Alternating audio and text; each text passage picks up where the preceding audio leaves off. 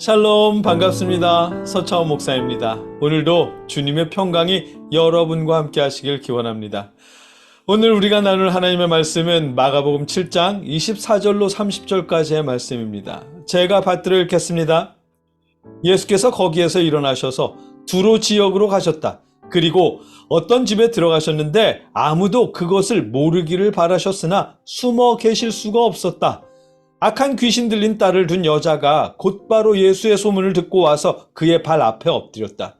그 여자는 그리스 사람으로서 시로페니키아 출생인데 자기 딸에게서 귀신을 쫓아내달라고 예수께 간청하였다.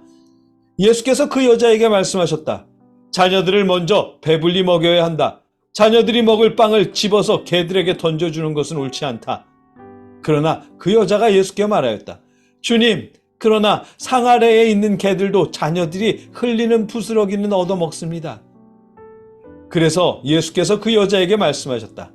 내가 그렇게 말하니 돌아가거라. 귀신이 내 딸에게서 나갔다. 그 여자가 집에 들어가서 보니 아이는 침대에 누워있고 귀신은 이미 나가고 없었다. 아멘. 한 여인이 예수님을 찾아왔습니다. 이 여인은 시로페니키아 출신이랍니다. 우리 개정 성경으로 하면 수로보니게 여인인데 그리스 사람이랍니다. 이 여인은 자신의 딸을 고쳐달라며 예수님께 부탁합니다. 그런데 예수님은 자녀들을 먼저 배불리 먹여야 한다. 자녀들이 먹을 빵을 집어서 개들에게 던져주는 것은 옳지 않다. 라면서 이 여인을 개 취급하십니다. 아무리 예수님 시대의 유대인들이 이방인들을 개처럼 여겼다지만 예수님까지 이렇게 하시는 것은 조금 이상한 일입니다. 그렇다고 예수님께서 이 여인의 믿음을 테스트하려고 그러신 것 같지는 않거든요.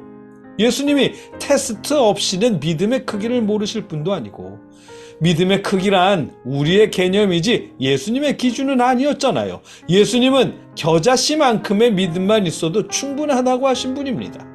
그리고 무엇보다 유대인만 이방인을 개 취급하는 것이 아니라 이방인들 역시 유대인을 개 취급했는데 헬라 여인이 유대인 남자를 찾아와서 엎드렸다는 것만 봐도 그 믿음을 알 수 있거든요. 그러니 믿음을 테스트하시려고 이러신 것은 아닌 듯합니다. 대신 바리새인들과 율법주의자들에게 날선 비판을 하셨던 앞선 말씀을 기억하며 이 말씀을 이해하면 이렇게도 이해할 수 있을 듯합니다. 지금 예수님의 반응은 바리새인들이나 율법주의자들의 반응이거든요. 자신들만 하나님의 자녀고 자신들만 거룩하고 자신들만 의롭고 자신들만 하나님의 축복을 받을 수 있다고 여겼거든요. 예수님께서 자녀들을 먼저 배불리 먹여야 한다. 자녀들이 먹을 빵을 집어서 개들에게 던져주는 것은 옳지 않다라고 말씀하시는 순간 당연하지 라고 여기는 이들이 많았을 것이고 심하게는 어디 개따위가 와서 구원을 봐라 라는 생각을 하는 사람까지도 있었을지 모릅니다. 이게 일반적인 바리새인들과 율법학자들의 가치관이었으니까요. 예수님은 그 모습을 먼저 보여주시려는 듯합니다. 왜냐하면 우리 예수님의 실제 가치관은 그렇지 않거든요. 그 여인이 상 아래에 있는 개들도 자녀들이 흘리는 부스러기를 얻어먹습니다 라고 답변했을 때 내가 그렇게 말하니 돌아가거라. 귀신이 내 딸에게서 나갔다 라면서 인정해 주실 뿐만 아니라 이미 여인의 딸을 고쳐주시는 이 반응과 행동이 실제 예수님의 가치관이거든요.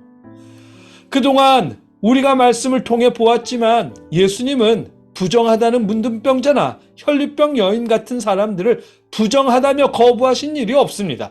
누가 되었든 어떤 사람이든 다 받아주셨습니다.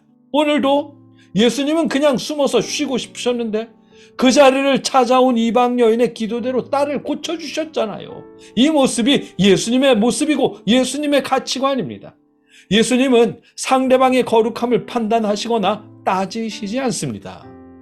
그럼에도 바리새인들처럼 먼저 말씀하셨던 이유는 아마도 먼저 유대인들의 가치관대로 말씀하시면서 유대인들의 모습을 보여주시고 뒤에 이어 여인의 말을 긍정하고 여인의 딸을 고쳐주시는 예수님의 가치관을 보여주시면서 유대인들과 기독교인들의 달라야 하는 점을 보여주시려는 것은 아닐까 싶죠. 실제로 나중에 이 본문은 이방인 선교에 대한 당위성을 입증하는 역할도 했을 것이라고 하거든요. 예수님은 바리새인들이나 율법학자들처럼 타인을 거룩하냐 거룩하지 않냐, 의인이냐 죄인이냐 이런 걸로 나누며 구분하고 마주하는 분이 아니십니다. 오늘 이 말씀은 신앙생활을 열심히 하는 사람들이 쉽게 빠지는 유혹 중에 하나를 경계하도록 만드십니다.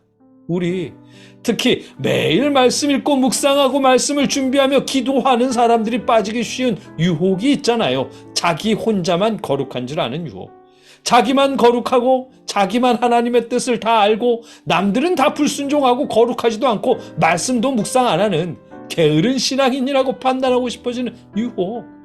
열심히 신앙생활하면 할수록 자기도 모르게 이런 유혹에 빠져들기 쉬운데, 그런데 그런 모습은 유대인들의 가치관이고 그들의 모습입니다. 우리 예수님은 그러지 않으셨습니다.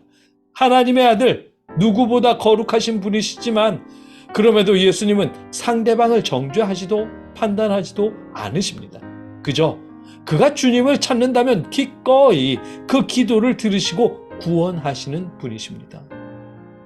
이 모습이 우리 예수님의 모습이고 우리가 닮아야 할 예수님의 가치관 중 하나일 것입니다. 우리가 하나님께 순종하며 거룩하려고 노력해야겠지만 그렇다고 거룩한 자리에서 남들을 정죄하려는 유혹은 뿌리치십시오. 누구보다 거룩하신 예수님도 남들을 함부로 정죄하지 않으셨습니다. 오히려 다 받아주셨고 용서하셨고 구원하셨습니다. 예수님의 이 가치관을 우리가 닮을 수 있기를 주님의 이름으로 기원합니다. 함께 기도하겠습니다. 사랑의 아버지 하나님, 우리가 실수로라도 하나님의 자리에 앉지 않도록 지켜주시옵소서. 하나님 자리에 앉아서 거룩한 척 이웃을 정죄하고 판단하는 실수를 우리가 범하지 않도록 지켜주시옵소서. 대신에 누구든 인정해 주시고 구원하시는 예수님의 가치관을 담게 하여 주시옵소서. 예수님의 이름으로 기도드립니다. 아멘.